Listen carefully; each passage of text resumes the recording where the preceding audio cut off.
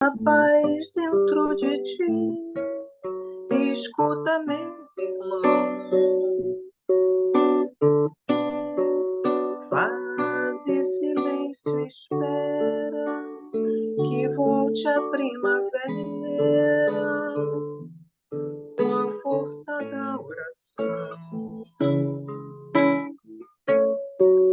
Transforma teu soluço em riso de esperança no amanhã que vem.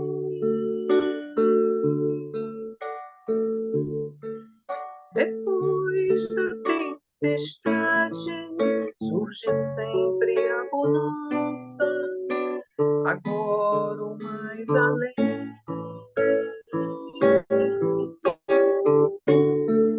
Em tua longa estrada só tu tens o poder de transformar espinhos em flores perfumadas que ao sol da confiança enfeitam teus caminhos. Olhando ao teu redor,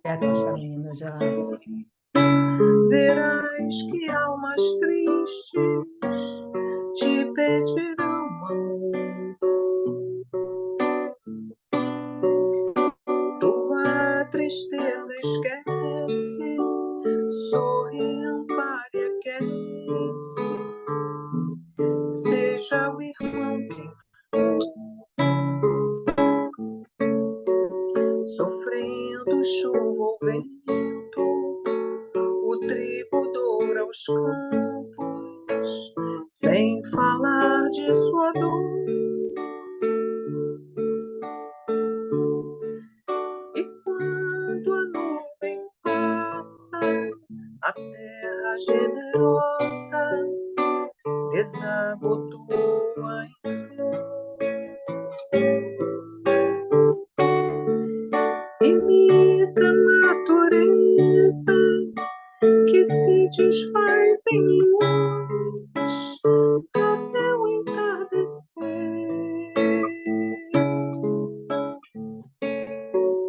E quando a noite chega, o céu acende estrelas até o amanhecer. E quando a noite chega, o céu acende estrelas até o amanhecer.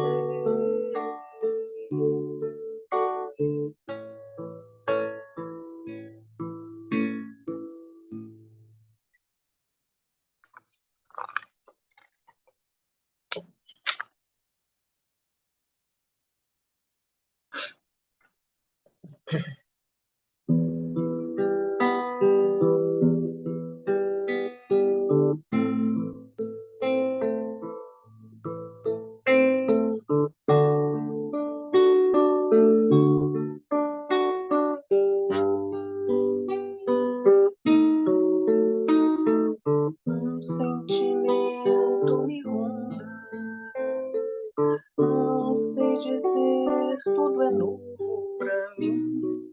Meu coração se renova, sinto a esperança invadir o meu ser. Quero ser manso, ser limpo, ser justo e pobre de espírito. Tua palavra me sonda, me conta do reino que espera por mim.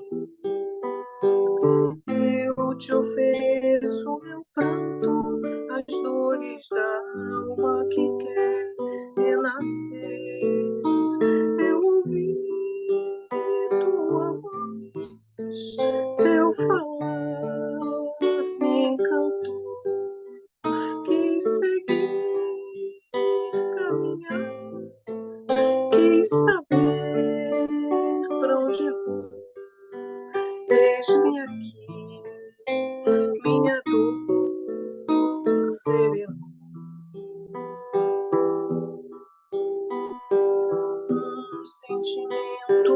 onda. Não sei dizer, tudo é novo pra mim. Meu coração se renova.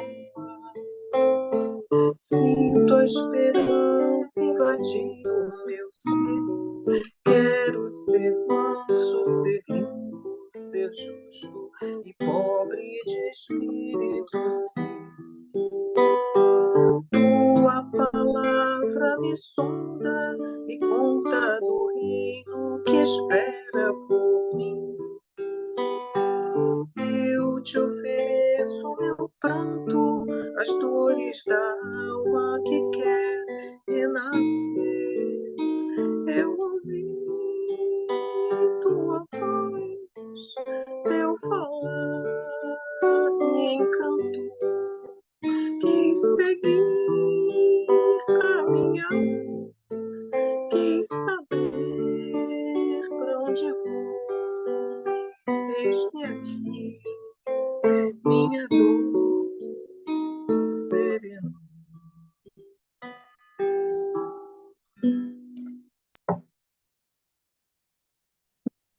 Então, boa tarde a todos, sejam todos bem-vindos. Vamos começar mais um grupo de estudos. E aí eu queria saber quem é que vai fazer a nossa página, é uma página muito importante. Vamos trabalhar essa página, Verônica? Vamos. Já prece, né? Querido Jesus, mais uma tarde estamos aqui reunidos em Teu nome e queremos agradecer por essa oportunidade.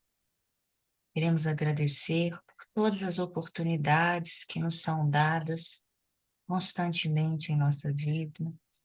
Agradecer por essa oportunidade de estudo e meditação para abrir as nossas consciências e os nossos corações para que esses ensinos e esses exemplos que estudamos possam florescer dentro de nós.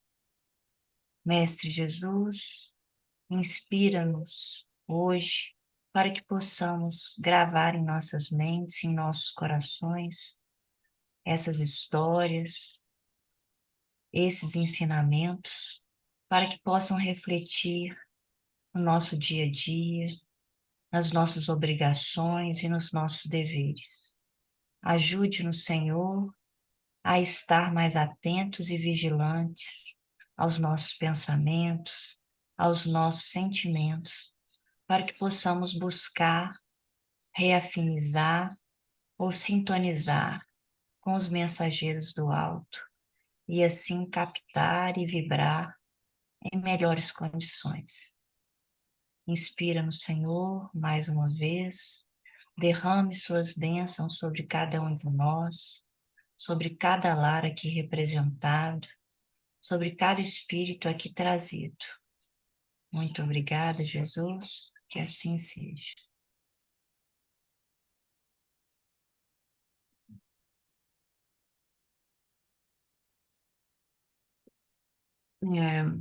Pão Nosso, capítulo 159, a posse do reino.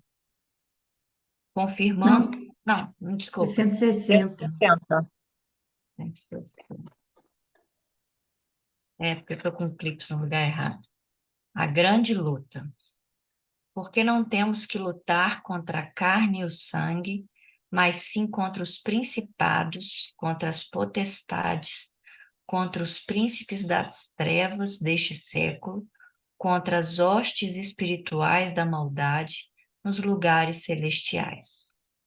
Paulo, carta aos Efésios, capítulo 6, versículo 12. Segundo nossas afirmativas reiteradas, a grande luta não reside no combate com o sangue e a carne, propriamente, mas sim com as nossas disposições espirituais inferiores. Paulo de Tarso agiu divinamente inspirado quando escreveu sua recomendação aos companheiros de Éfeso. O silencioso e incessante conflito entre os discípulos sinceros e as forças da sombra está vinculado em nossa própria natureza, porquanto nos acumpliciávamos abertamente com o mal em passado não remoto. Temos sido declarados participantes das ações delituosas nos lugares celestiais. E ainda hoje, entre os fluidos condensados da carne, ou nas esferas que lhes são próximas, agimos no serviço de autorrestauração em pleno paraíso. A terra é igualmente sublime degrau do céu. Quando alguém se reporta aos anjos caídos, os ouvintes humanos guardam logo a impressão de um palácio soberbo e misterioso, de onde se expulsam criaturas sábias e luminosas. Não se verifica o mesmo quando o homem culto se entrega ao assassínio à frente de uma universidade ou de um templo? Geralmente, o observador terrestre relaciona o crime, não se detendo, porém, no exame do lugar sagrado e venerável em que se consumou. A grande luta que o apóstolo se refere prossegue sem descanso. As cidades e edificações humanas são zonas celestiais.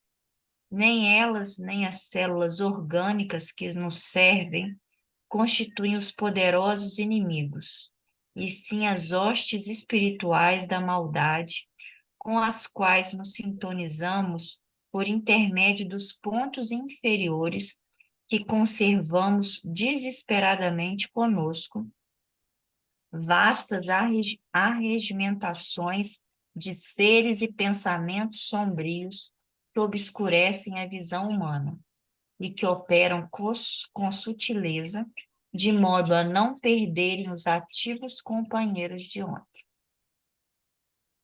Bom, quando eu li, eu até estava lendo antes e estranhei um pouco, porque eu li o versículo e achei que Emmanuel ia por um viés, e eu acho que, na minha opinião, ele foi por outro, assim, não que esteja errado, mas eu imaginava uma coisa antes de ler e ele foi um pouco mais à frente, ressaltou algumas coisas, né? Então, quando ele fala dessas potestades e principados, ele vem explicar que a gente não precisa se preocupar propriamente com as questões que ele coloca aqui, com o combate com o sangue e as questões com a carne, né? Ou seja, com as questões materiais, com a matéria em si, mas sim com as nossas disposições espirituais inferiores, mas sim com aquilo que realmente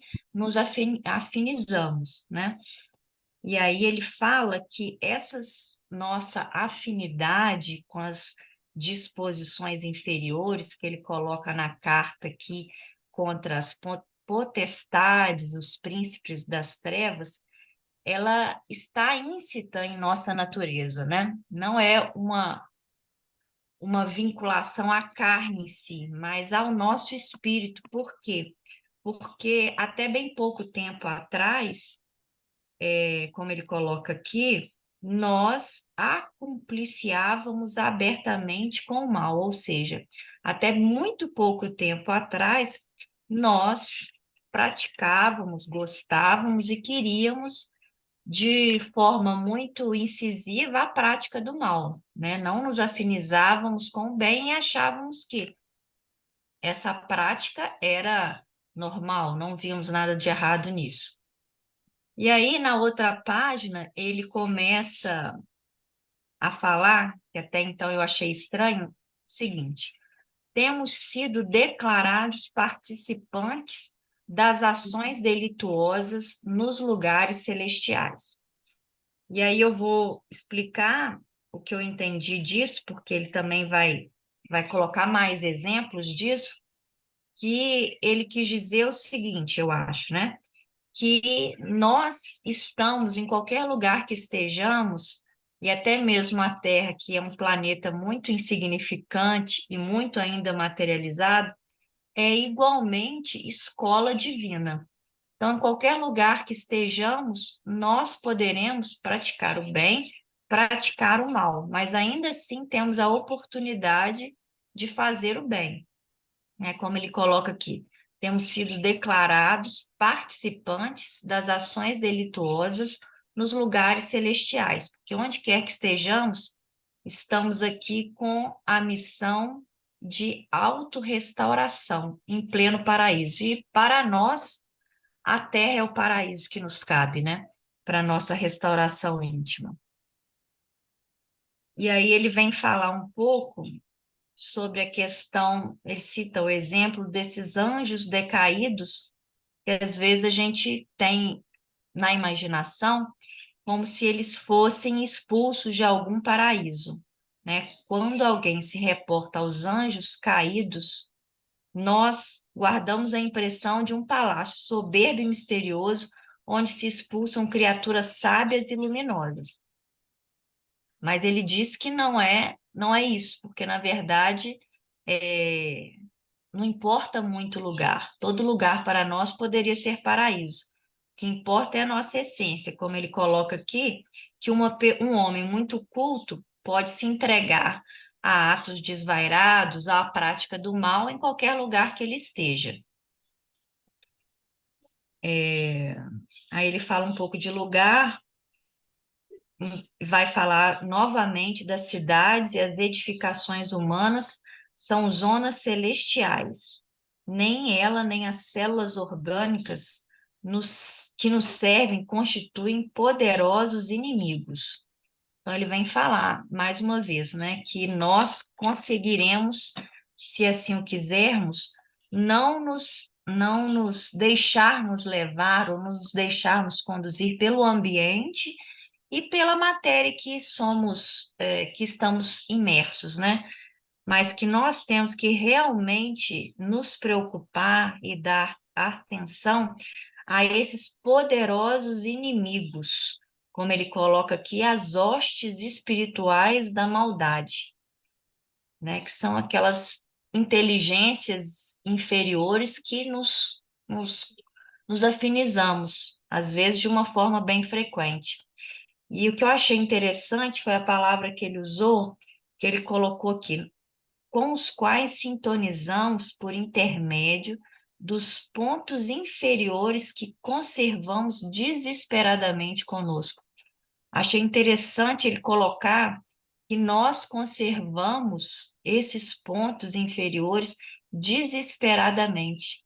Ou seja, por mais que exista um impulso divino a traçar a nossa rota para o caminho do bem, nós ainda, por nossa ignorância, má vontade, nós ainda queremos conservar conosco esses pontos inferiores. É aquele exemplo assim daquela roupa que não serve mais na gente, a gente quer usar porque a gente gosta da roupa, mas a roupa não serve mais e a gente às vezes tem em querer usar. E por fim ele termina que essas arregimentações, esses pensamentos sombrios que obscurecem a visão humana e que operam com sutileza. Então, esse operam com sutileza aqui também é para a gente prestar atenção, porque às vezes a gente não consegue perceber como estamos sendo conduzidos, intuídos e direcionados, porque eles vão de uma forma que às vezes a gente acha que tá bem, acha que é o certo, quando na verdade são eles, essas hostes espirituais da maldade, que estão conduzindo o nosso raciocínio e nos levando aonde eles querem sem que a gente saiba disso, né? Agora complementem aí, por favor.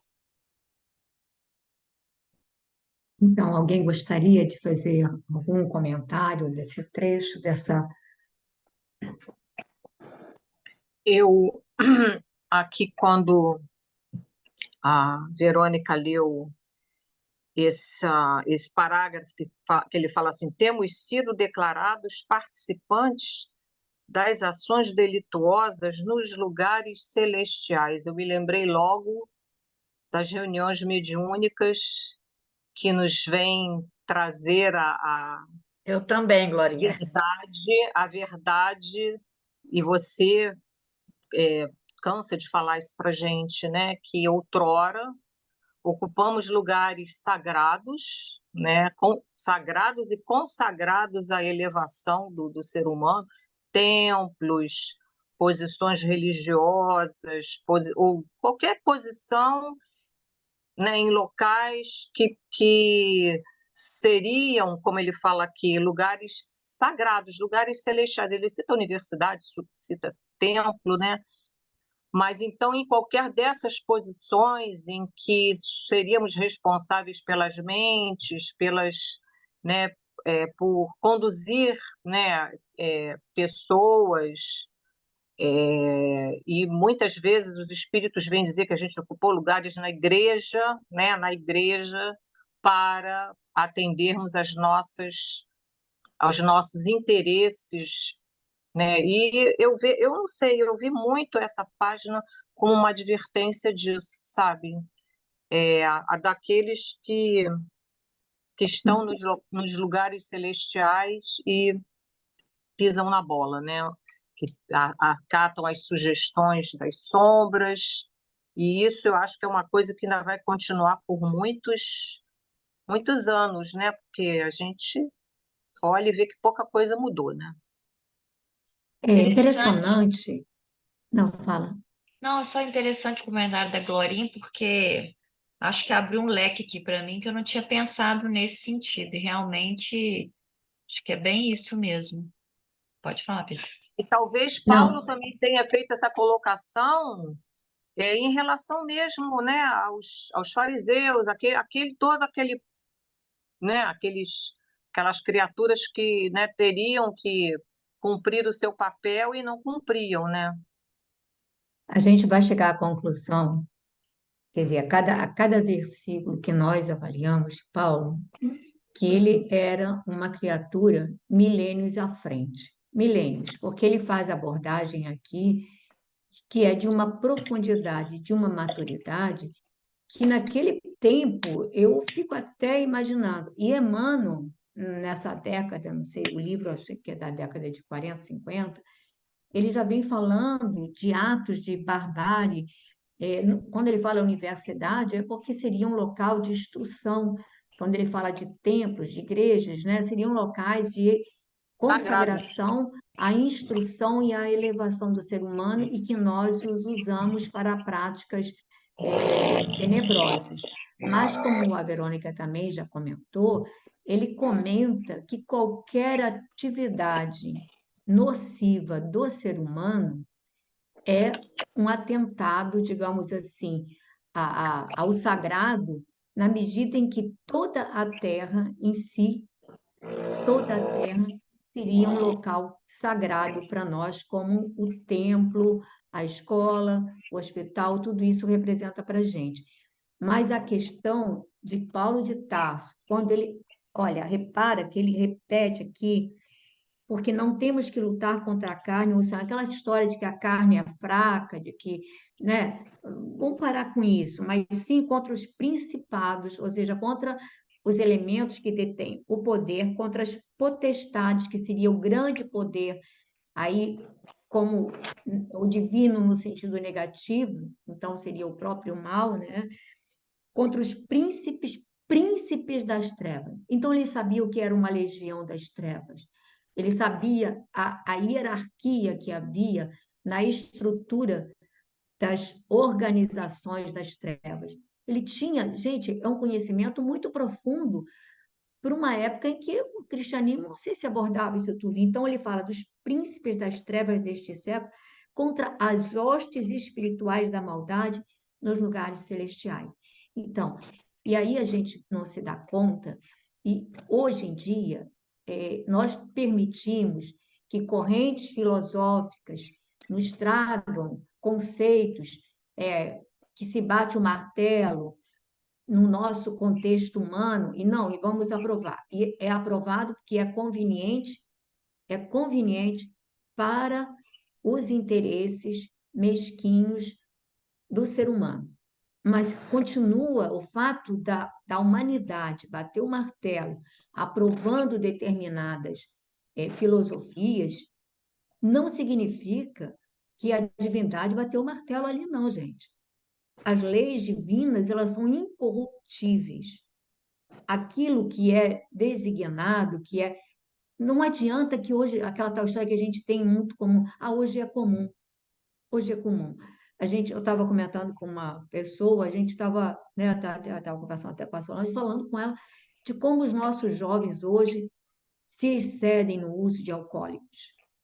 A gente fica lembrando da nossa juventude como, e hoje é comum, e os pais, a gente não tem nem o que fazer, mas é comum esse excesso, e como isso tem uma série de outros excessos, e a gente é comum. Então, tem uma mensagem que fala sobre os critérios das grandes lideranças das sombras, como influenciariam a humanidade a partir, né, no início do século XX em diante, através de uma série de filosofias e de conceitos para nos levar à exacerbação das nossas tendências inferiores.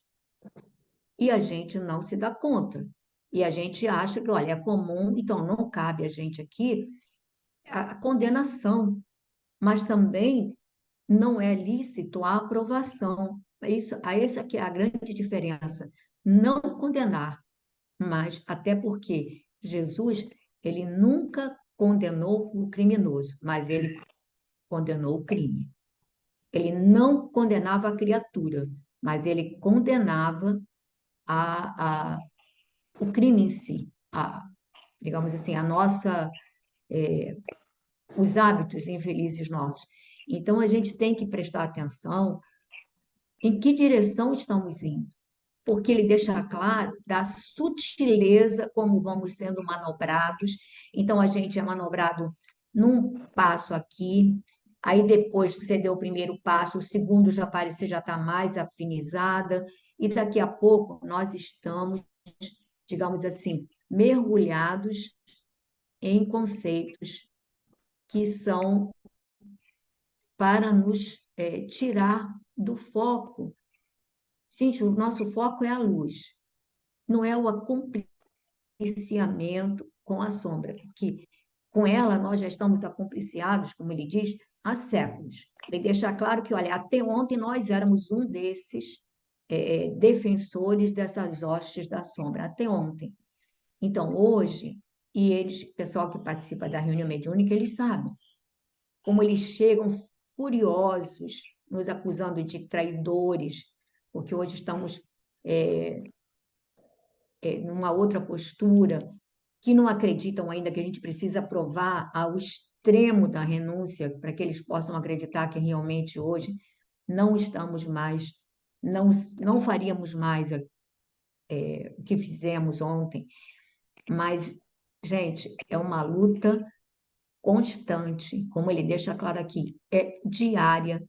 E Emmanuel tem uma outra página, que agora eu não sei onde está, mas outra página, que ele diz que essa luta nos acompanhará até o pós nosso decesso. Porque está no espírito, não é na carne, está no espírito, está nas nossas tendências.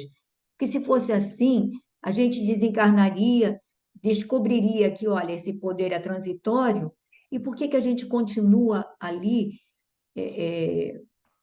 alimentando cidades, poder, tronos, papados, tudo isso, continuamos. Será que eles não sabem, tão inteligentes que são, que aquilo tudo mas continuam sendo um trabalho de anticristo e continuam ali, achando que, digamos assim, quanto eles puderem postergar a implantação do reino do Cristo em nós, eles vão fazer. E é o que ele diz, eles não estão querendo enfraquecer as fileiras e também não se contentam com a nossa deserção. Então, a nossa determinação é fundamental. é fundamental. Leiam depois essa página com carinho. Eu ali reli várias vezes, né? A Glorinha, agora que participa das nossas reuniões, ela passa a ter um significado diferente, não é? Depois que a gente presencia aquelas comunicações, essa página, ela realmente ela é extremamente esclarecedora e alertadora, e que a gente não se iluda, não se iluda, que as coisas às vezes o mundo está. Quem está falando? Não sei. Bom, Não, foi um ruído aqui em casa, mas não foi nada. então tá bom, tá bom. Então vamos prosseguir para o nosso Paulo Estevam. Ou Paulo Estevam, desculpa, eu estou pensando muito em Paulo Estevam ultimamente, gente. Eu ainda não me desvinculei de Paulo Estevam. Mas essa parte aí desse de hoje, tá que tá, hein? Aqui tá?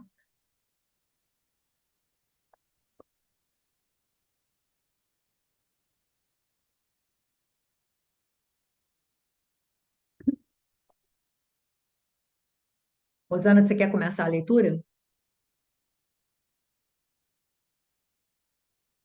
Posso começar. Eu marquei aqui, eu estou tentando lembrar. O velho samaritano tinha o rosto Tá lavado em marcado, tá marcado, tá marcado. Eu estou tentando lembrar o que que a gente leu semana passada para continuar aqui na minha cabeça.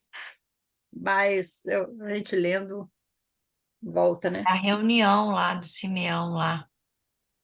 Isso. Uhum. Ele Tá está bom. terminando aquela reunião deles ainda, vai fazer a prece. Uhum.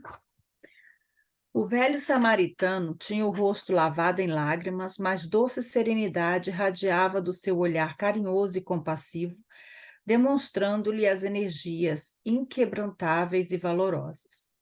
Foi então que, alcançando as mãos emagrecidas e longas, alçando as mãos emagrecidas e longas ao firmamento, no qual brilhavam já as primeiras estrelas, dirigiu-se a Jesus em prece ardente. Senhor, perdoai nossas fraquezas e vacilações nas lutas da vida humana, na qual os nossos sentimentos são bem precários e miseráveis. Abençoai nosso esforço de cada dia e relevai as nossas faltas, se algum de nós que aqui nos reunimos, sem a vossa presença, com o coração saturado de pensamentos que não sejam, venha a vossa presença com o coração saturado de pensamentos que não sejam os do bem e do amor que nos ensinastes. E, se chegada é a hora dos sacrifícios, auxiliai-nos com a vossa misericórdia infinita, a fim de que não vacilemos em nossa fé nos dolorosos momentos do testemunho. Continua?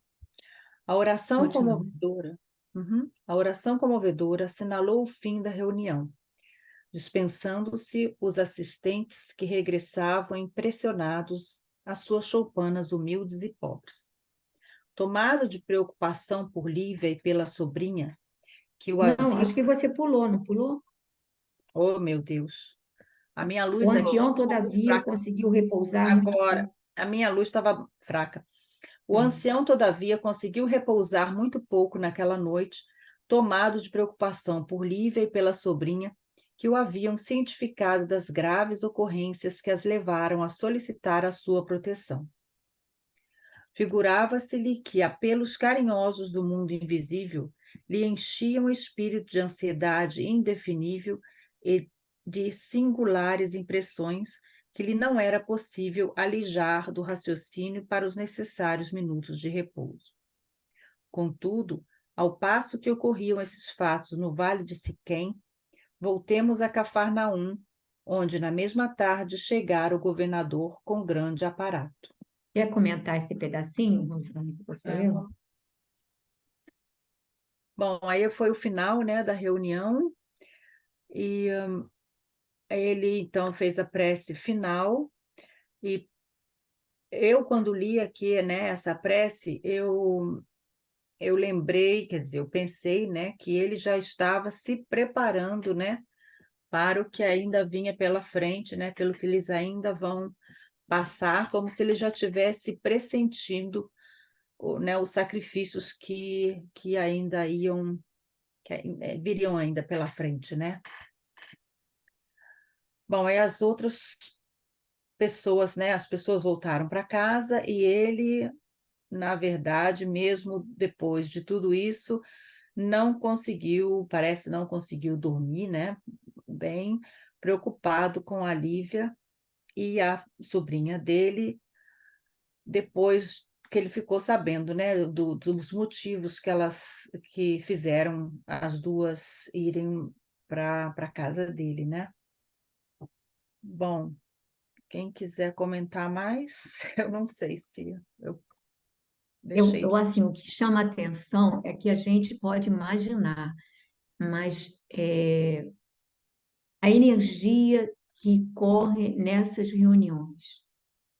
A gente vê que, assim, em nossos pequenos cultos, quando todos estão munidos de boa vontade, do desejo de estar ali, a gente vê uma energia poderosa agindo.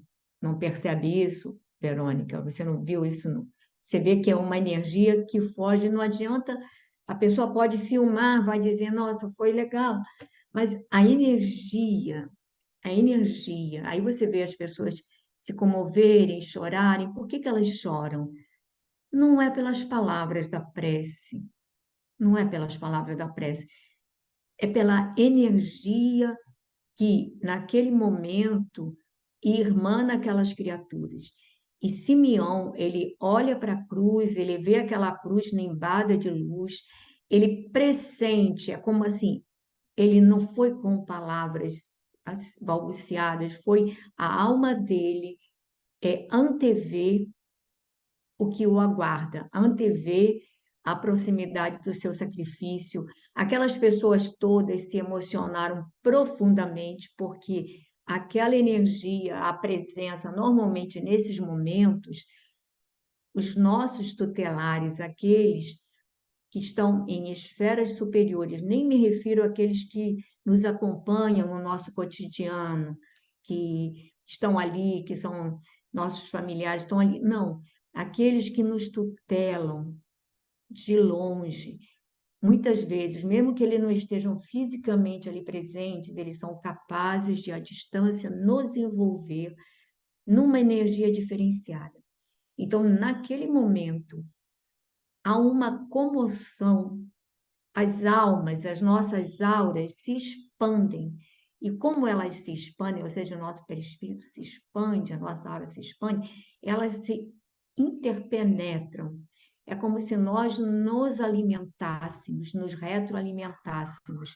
E essa espiritualidade superior, ela nos abençoa, flui essa energia, em que a gente, por momentos, eu digo assim, relatos assim das pessoas, por momentos, a gente esqueceu a distância, os problemas que nos afligem, a gente naquele momento é você e Deus, é você e a espiritualidade, é você e aquele, digamos assim, aquele ágape espiritual, aquele banquete espiritual de energias que são assim, é algo assim, só pode ser vivenciado.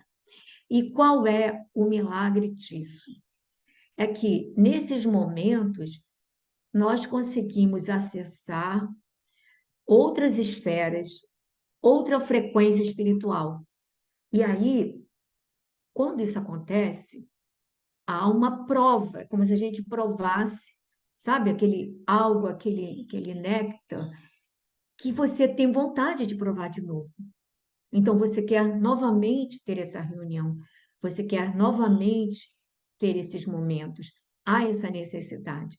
E só quando nós os vivenciamos é que a gente pode ter algo muito diferente. Claro que nem todos vão poder experienciá-los na sua profundidade. Quanto mais leve a alma estiver, quanto mais propícia ela estiver à captação, mais ela vai se sentir integrada com essas vibrações. E se isso acontece entre nós, pobres de espírito, pobres, né?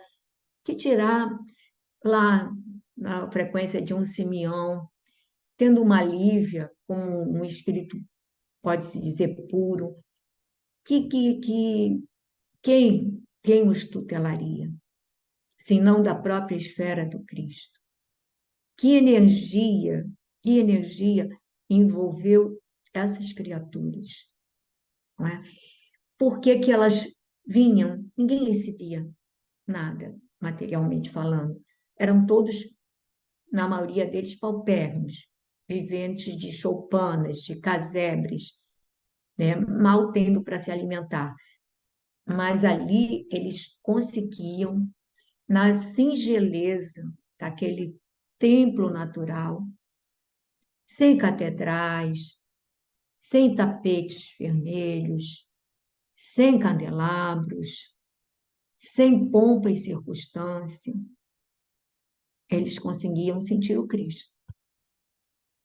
E nós, quando o Ocidente, quando se dá conta que o cristianismo era uma fonte de poder, era uma fonte de poder, porque o povo abraçou.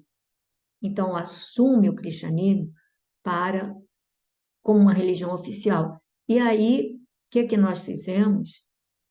Enxertamos aquela fonte de água cristalina com com tudo que trazíamos em nós, com toda a pompa e circunstância dos templos, dos adereços, das relíquias, né? Das relíquias, de tudo isso que naquela época já tinha. As pessoas iam para o templo de Apolo, para o templo de não sei quem, já tinha relíquias para serem adquiridas. Era a natureza. Então, nós comercializamos em nome do Cristo. E a gente enxertou isso tudo. Então, contaminamos a fonte.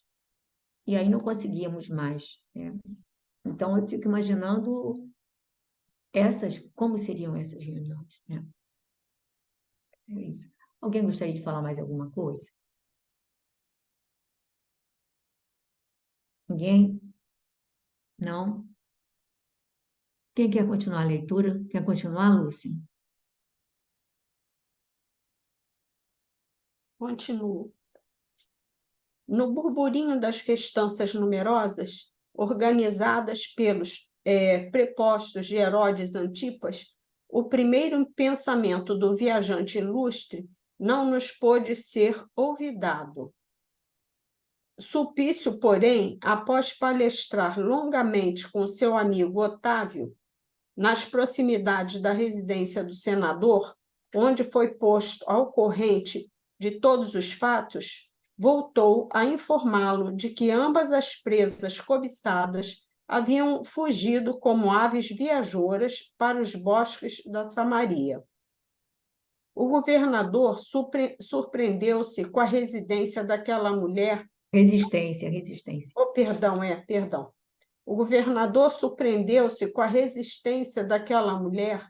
Tão acostumado estava ele às conquistas fáceis, admirando-lhe intimamente o nobre heroísmo e pensando que, afinal, constituía atitude injustificável da sua parte tal obstinação no assédio, mesmo porque não lhe faltariam mulheres tentadoras e formosas, desejosas de captarem a sua estima no caminho da sua alta posição social na Palestina. Ao mesmo tempo que dava curso a esses pensamentos, o espírito perverso do lictor, antegozando a trabalhosa conquista da sua vítima, murmurava-lhe ao ouvido: Senhor governador, se consentirdes, irei a Samaria da Judéia informar-me do assunto. Daqui ao vale de Siquém deve mediar pouco mais de 30 milhas, o que vem a ser um salto para os nossos cavalos. Levaria comigo 6 soldados, bastando esses homens para manter a ordem em qualquer lugar destas paragens. Sulpício, por fim, não vejo mais necessidade de semelhantes providências, exclamou Pilatos resignado. Mas agora, explicou Lictor com interesse, se não é por vós, deve ser por mim, porque me sinto escravizado a uma mulher que devo possuir de qualquer maneira. Sou eu agora quem vos pede humildemente a concessão dessas providências, acentuou ele desesperado, no auge dos seus pensamentos impuros. Está bem, murmurou Pilatos com displicência, como quem faz um favor a servo de confiança. Concedo-te o que me pedes. Acho que o amor de um romano deve superar qualquer afeição dos escravos deste país. Vamos parar aí, Lúcia? Vamos. Uhum.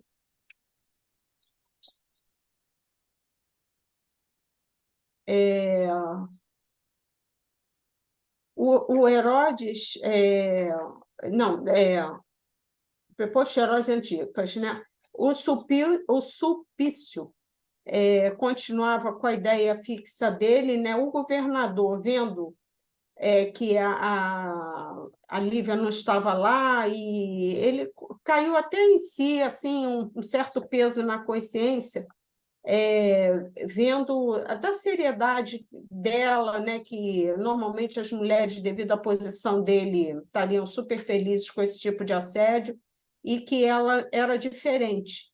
E ele até sentiu assim que deveria respeitar isso, deveria partir para outra coisa e para outra pessoa, e que devia parar de perseguir a Lívia. Já o amigo dele lá, já o Sulpício, né? Já não cedeu, e está ali aquilo até que estava lá na página que foi lida, né? As interferências externas, tentando, não quer deixar que a gente saia daquela situação ruim, que é aquele caminho ruim que a gente está pegando, e até para atender seus interesses pessoais, tentou demover o governador dessa ideia de deixar para lá, e acabou convencendo a ir lá tentar pegar as moças, a Lívia e a Ana. É claro que o Pilatos acabou cedendo também, no meu entender, porque acabou o interesse pessoal dele suplantando aquele lampejo de consciência que surgiu na mente dele, né?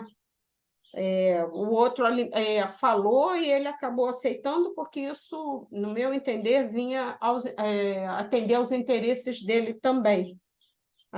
Foi só um lampejo de consciência ali, de peso na consciência, que acusou lá, tentou despertar ele, mas não adiantou. Eu entendi assim, Pepita.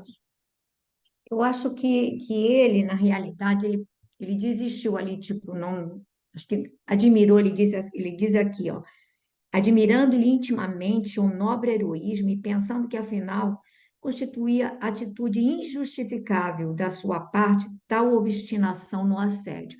Então, ali ele resolve abrir mão. Isso. Mas como o Tarquínios, né, o Sulpício Tarquínios, ele insiste, olha, se não é por vós, agora é por mim, porque eu não consigo, não vou conseguir sossegar enquanto eu não conquistar, não dominar essa moça. E aí ele vai e diz assim, está bem, murmurou Pilatos com displicência, como quem faz um favor a um servo de confiança. Ou seja, o Sulpício Tarquínios conhecia todas as falhas, todos os deslizes de Pilatos. Ele, muitas vezes, o ajudava nas suas investidas amorosas, ele era meio que, digamos assim, o homem de confiança e, ao mesmo tempo, cúmplice. Então, ele achou que, olha, tá bom, não custa nada, não me custa nada ceder e para atender o desejo desse homem de confiança. E aqui ele diz assim: concedo-te o que me pedes. Acho que o amor de um romano deve superar qualquer afeição dos escravos deste país. Ou seja, qualquer coisa justifica o atendimento dos apetites sexuais de um romano. Não era amor, era aqui aquela paixão avassaladora, aquele desejo de posse, né? Ele queria possuir a Ana, estava, digamos assim, devorado de desejo pela Ana, e ele deixa claro, acho que o amor de um romano deve superar qualquer afeição dos escravos deste país. E ele deixa claro de que, olha, nós, os romanos, a nós tudo, né? A lei, para nós a lei, os outros têm que se contentar em nos atender. Então, desrespeito total ao povo, de uma certa maneira, submetido às leis e à escravidão, e total direito a eles. Isso a gente vê desde o início do livro Paulo e Estevão, né? Como eles eram arbitrários, como eles manobravam o poder para obter aquilo que eles queriam, né? Então, eu acho que, digamos assim, deve ter sido muito dolorosa a nossa passagem pelo poder quando o espírito ainda é cego. A gente almeja o poder, mas é algo que vai nos torturar e escravizar, porque só vamos fazer bobagem. Enquanto somos cegos, o poder é uma arma contra nós, né? Só vamos fazer bobagem. Alguém gostaria de falar alguma coisa com relação a esse trecho? Sandrinha, você está escondida, mas pode falar. Glorinha, pessoal aí. Ninguém quer falar nada? Ignorado? Estão me olhando assim? Não? Verônica também não? Então, vamos prosseguir, Glória, a leitura aí.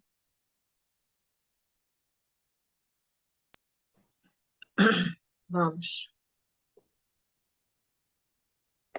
Podes partir, levando contigo os elementos da tua amizade, sem te esqueceres, porém, de que devemos regressar a Nazaré de hoje a 3 dias. Não te bastarão 2 dias para esse cometimento? Mas, continuou Lictor maliciosamente, e se houver alguma resistência? Para isso levas os teus homens, autorizando-te eu a tomar as iniciativas necessárias aos teus propósitos. Em qualquer missão, jamais te esqueças prestar aos patrícios os favores da nossa consideração, mas aos que não o sejam, faze a justiça do nosso domínio e da nossa força implacáveis.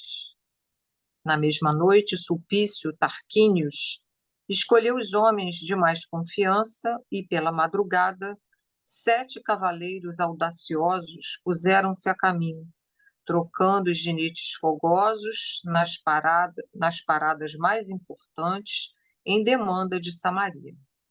O lictor encaminhava-se para a sua aventura como quem segue para o desconhecido, com o propósito firme de atingir os fins sem cogitar dos meios. Turbilhonavam-lhe no cérebro pensamentos condenáveis, afogando o coração inquieto e louco numa onda de anseios criminosos e indefiníveis. Voltando, todavia, nossa atenção para a casa humilde do vale, vamos encontrar Simeão em grandes atividades naquela manhã inolvidável de sua vida. Após o almoço frugal, organizadas todas as suas anotações e pergaminhos, depois de mais de 1 hora de meditação e preces fervorosas, e quando o sol anunciava a claridade do meio-dia, reuniu as hóspedes, falando-lhes gravemente: Filhas, a visão de meus pobres olhos em nossas preces de ontem representa uma séria advertência para o meu coração. Ainda esta noite e hoje, durante o dia, tenho ouvido apelos suaves que me chamam, e sem explicar a justa razão deles, tenho o íntimo saturado de branda serenidade, na suposição de que não deve tardar muito a minha ida para o reino. Algo, porém, me fala ao espírito que ainda não soou a hora da vossa partida, e considerando o ensinamento do nosso mestre de bondade e misericórdia sobre os lobos e as ovelhas, devo resguardar-vos de qualquer perigo. É por isso que vos peço acompanhar-me. Vou parar aí, Glorinha, para É, comentar. tinha pensado em parar realmente.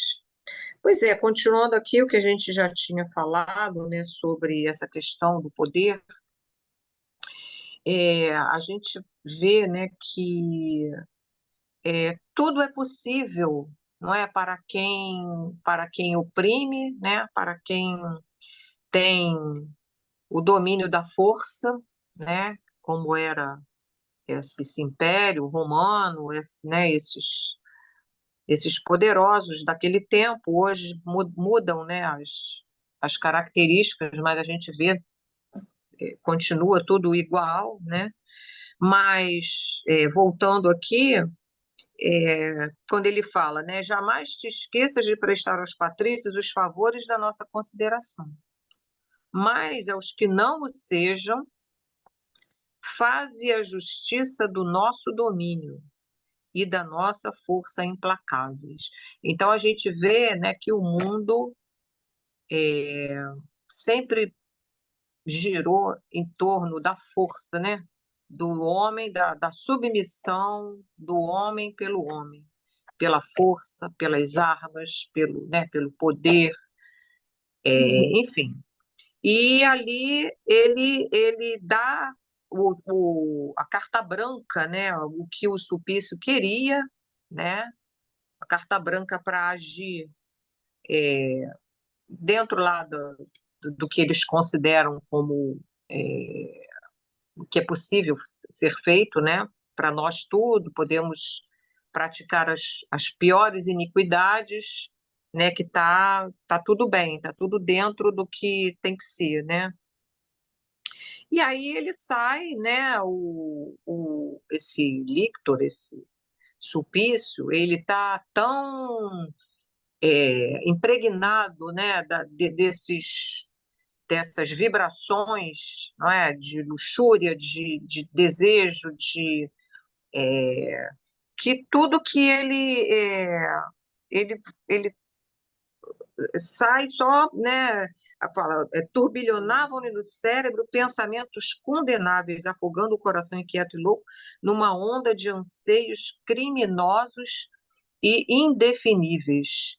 Então ele já sai dali sabendo que tudo vai ser possível, né? Que ele quer atingir o objetivo dele e passar por cima de quem, né? A gente vai ver passar por cima de quem for necessário, né?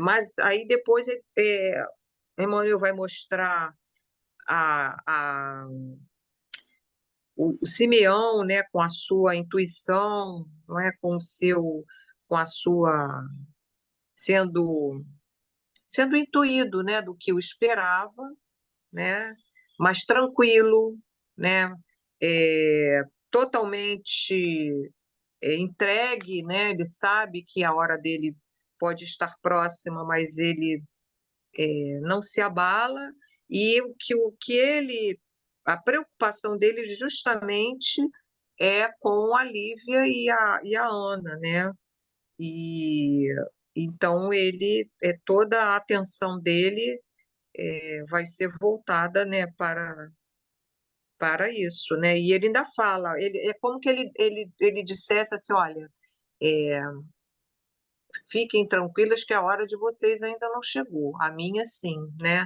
Mas de qualquer forma eu tenho a obrigação e a responsabilidade de protegê-las, né? De resguardá-las, né? E é isso que eu vi aqui nessa, né? Chega a ser assim assustador, mas é verdade, né? Aos que não sejam patrícios, faze a justiça do nosso domínio e das nossas forças implacáveis. Ele chama de justiça o atendimento dos seus propósitos criminosos e inconfessáveis, não é? Você vê o que é a deturpação da justiça, né? A deturpação, né? Então, a coisa fica realmente é realmente complicado, né? Enquanto somos cegos, o que não fazemos, né? É algo assustador. Bom, quem gostaria de continuar que não leu? Tenorá quer ler, Solange, Ana. Quer ler, Solange, um pouco? Pepita, Sim, Sandrinha. tá ouvindo, querida? Eu gostaria de Estamos. só comentar o que eu percebi, não sei se vocês concordam, mas dá-se aqui com o Simeão, e mesmo antes, uma situação de uma mediunidade pujante de Simeão, porque Mano Sim, aqui coloca, filhas, a visão de meus pobres olhos. Então, me veio a interpretação de que ele possuía evidência, né, em nossas preces de ontem. Então, ele estava tão envolvido toda a equipe crística, né, que ele deu a minha visão. Mas ainda esta noite e hoje, durante o dia, tenho ouvido apelos suaves de chama. é porque esse trecho ainda não foi lido, né? A gente ainda não leu. Foi. Não, foi Foi? lido sim. Ah, Foi. Foi sim, foi. Pepita. Foi sim. Então, a visão e a audição. Então, me pareceu assim, que Simeão é de uma mediunidade pujante, está ali em nome de Cristo, sem dúvida alguma, né? Levando à frente essa mensagem e vai dar o testemunho até o. É verdade, Sandrinha. Eu percebi isso também. Aí a gente vê a serenidade, por isso que ele diz que tem o íntimo saturado de branda serenidade, na Isso, suposição de que não deve tardar muito a minha ida para o reino. Então, ele tem aquela aceitação sem o temor, não é? Sem o temor que nós temos ainda da partida. A gente, quando fala em partida, somos espíritas, mas fala que vai partir, já fica assim aquela interrogação, meu Deus, como é que vai ser? Como é que eu resolvo isso? Como é que a gente é, está totalmente apegado ainda ao aqui, né? Bom, lembrando de Paulo, né, e toda a equipe, quando a gente estudou Paulo Estevam, você vê que eles estão no mesmo grupo de fazer a vontade do Pai, né? Se é é isto verdade.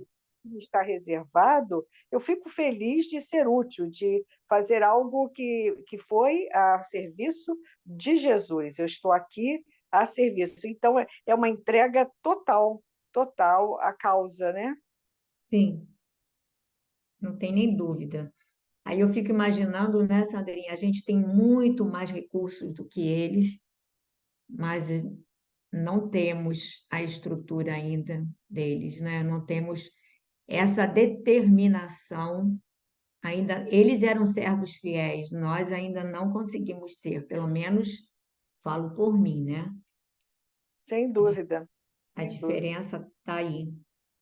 Mas a gente vai estudando, quem sabe a gente vai guardando um pouquinho e na hora precisa a gente abraça a cruz, né? Então, quem gostaria de continuar a leitura? A Solange ia ler? Vai ler, Solange? Pepita, se a Dinorá quiser ler, é melhor, porque aqui caiu já 2 vezes. Não sei, Tá. acho que está ruim. Sandra, você quer ler? Pode ler? Não sei, Sandra, tá. Posso ler, sim, posso. Tá, então Estão me pode. ouvindo bem? Que eu estou pelo celular, Tá, estamos. para não ficar olhando aqui a câmera. Assim dizendo, o respeitável ancião pôs-se de pé e, caminhando para o seu casebre, deslocou blocos de pedra de uma abertura na parede empedrada, exclamando imperativamente na sua serena simplicidade: Entremos.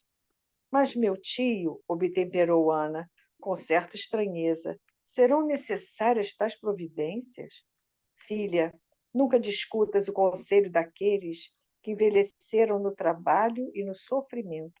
O dia de hoje é decisivo e Jesus não me poderia enganar o coração. Oh, mas será possível, então, que o Mestre nos vá privar de vossa presença carinhosa e consoladora? Exclamou a pobre rapariga, banhada em pranto, enquanto Lívia os acompanhava sensibilizada, trazendo pela mão a filha estremecida. Sim, para nós, revidou Simeão, com serena coragem, mirando o azul do céu. Deve existir uma só vontade, que é a de Deus. Cumpram-se, pois, nos escravos os desígnios do Senhor. Neste Comenos, penetraram os 4 numa galeria que, a distância de poucos metros, ia dar num modesto refúgio talhado em pedras rústicas, afirmando o ancião em tom solene: há mais de 20 anos não abro este subterrâneo a pessoa alguma. Recordações sagradas de minha esposa fizeram-me encerrá-lo para sempre, como o túmulo de minhas ilusões mais queridas. Mas hoje, de manhã, o reabri resolutamente. Retirei os tropeços do caminho, coloquei aqui os apetrechos necessários ao descanso de um dia, pensando na vossa segurança até a noite. Este abrigo está oculto nas rochas que, junto das oliveiras, fazem o ornamento do nosso recanto de orações. E, não obstante parecer abafado, o ambiente recebe o ar puro e fresco do vale, como a nossa própria casa.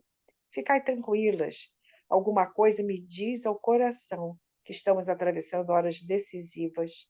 Trouxe o alimento preciso para as 3 durante as horas da tarde. E caso eu não volte até a noitinha, já sabem como devem mover a porta empedrada que dá para o meu quarto. Daqui, ouvem-se os rumores das cercanias, o que vos possibilitará a compreensão de qualquer perigo. E mais ninguém conhece este refúgio? Perguntou Ana ansiosa. Ninguém, a não ser Deus e os meus filhos ausentes. Pode parar? Pode, Sandrinha, pode parar e comentar. Cada linha parece que a gente está vendo a cena, não é? É uma coisa assim emocionante. Mais do que nunca, ele vai confirmando, né? E Emmanuel faz questão de colocar que o momento é decisivo. Ele repete várias vezes essa colocação: o momento é decisivo. E o é, de verdade, né? Então, ele vai descobrir um modo de proteção justamente daqueles lobos que estão ali prontos para avançar nos cordeiros, não é? Então, ele mostra, naquela simplicidade, eu marquei aqui, filha, porque a Ana vai discutir, mas precisamos disso tudo, não é? Filha, nunca discutas o conselho daqueles que envelheceram no trabalho e no sofrimento. Isso aí Eu achei lindo isso. é de sensibilizar qualquer um de nós, não é? É Porque, verdade. repara, e tem acontecido isso com a gente várias vezes, quando a espiritualidade maior tem a oportunidade de chegar para nós, assim, através da mediunidade, e muitas vezes a gente teima em achar que aquilo não é bem assim, que pode ser, talvez seja um pouquinho diferente, e a gente teima, e pela teimosia, pela rebeldia, quão caro a gente paga, dias e dias, e até uma encarnação, até, por justamente essa nossa teimosia de não querer ter essa humildade de reconhecer o que vem do alto.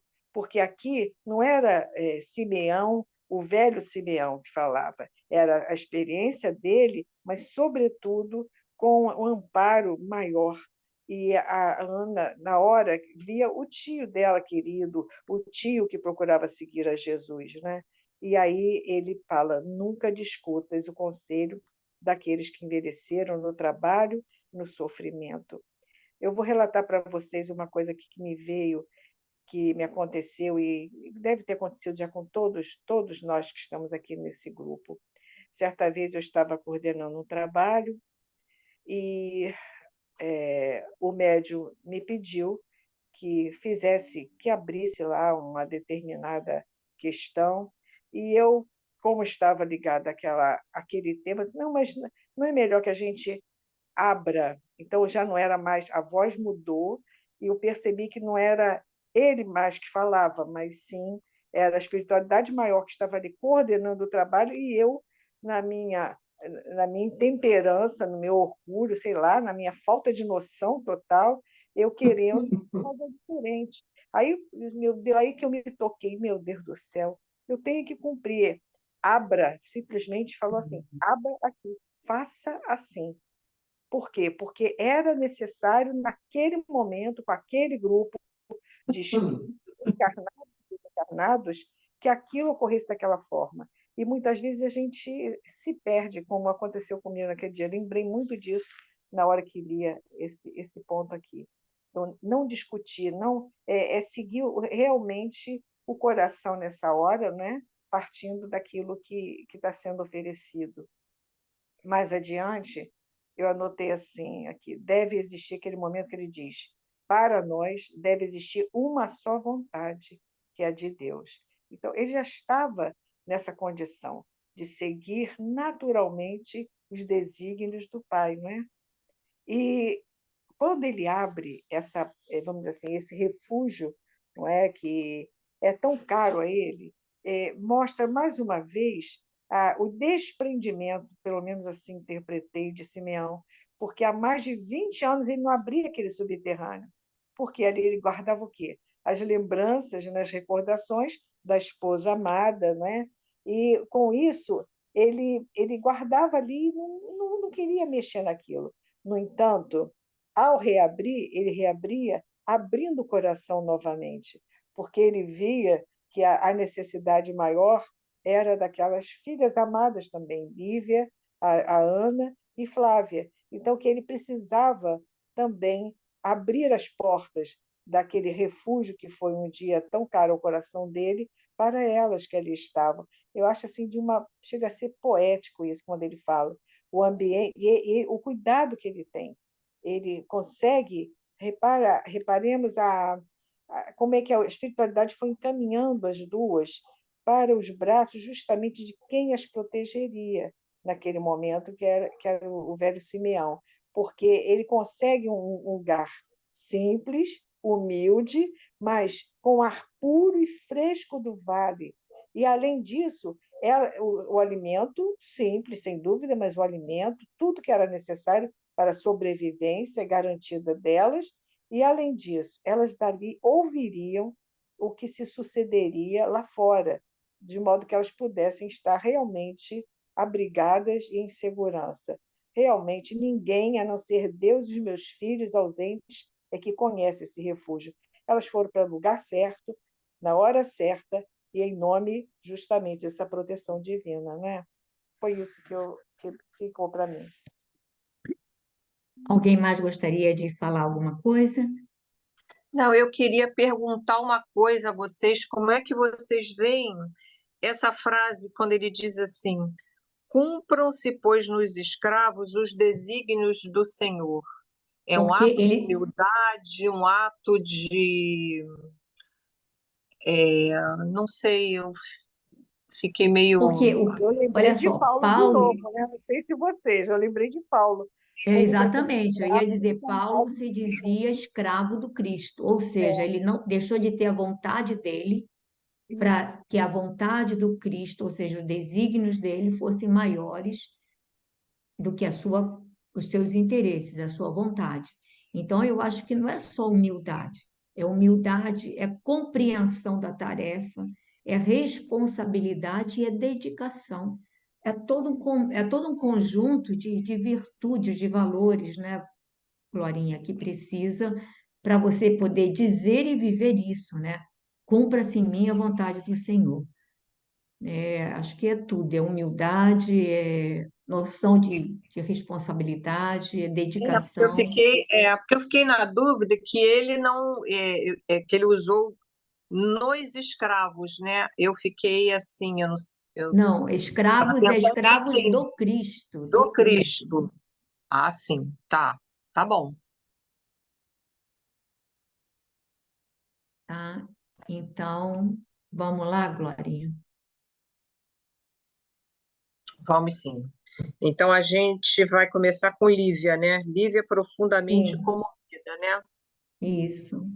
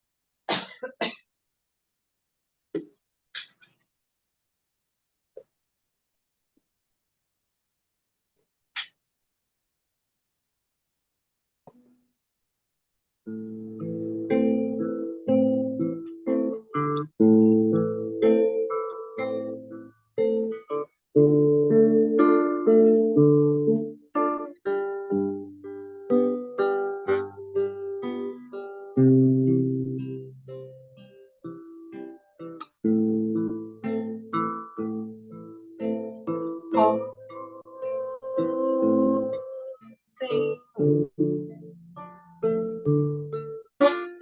eis-nos aqui.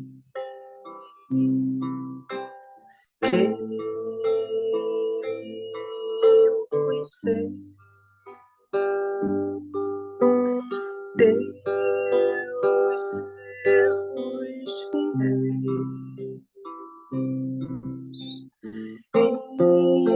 enche-nos as mãos de dádivas benditas,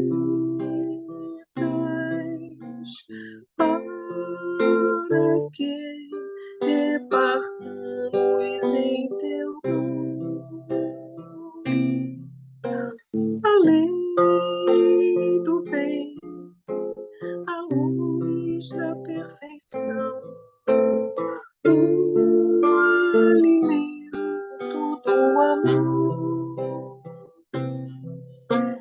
a alegria da paz, a força da fé, a coragem, a esperança. Ó Senhor, inspiração de nossas vidas, mestre de nossos corações, refúgio de nosso olhar, faze brilhar os teus lindos lauréis em teus servos fiéis, faze brilhar os teus lindos lauréis em teus servos fiéis.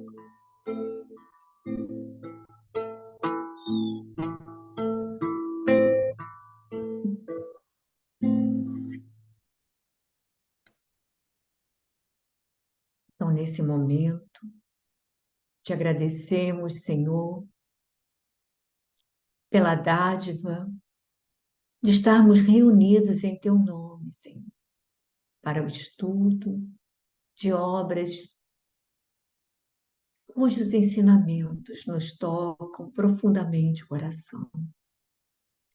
Permite, Mestre, que o exemplo de um Simeão, que um exemplo de Lívia, de Ana, desses primeiros cristãos, que foram fiéis à tua vontade, que foram fiéis aos teus ensinamentos, que conseguiram estar na terra vivendo para o céu,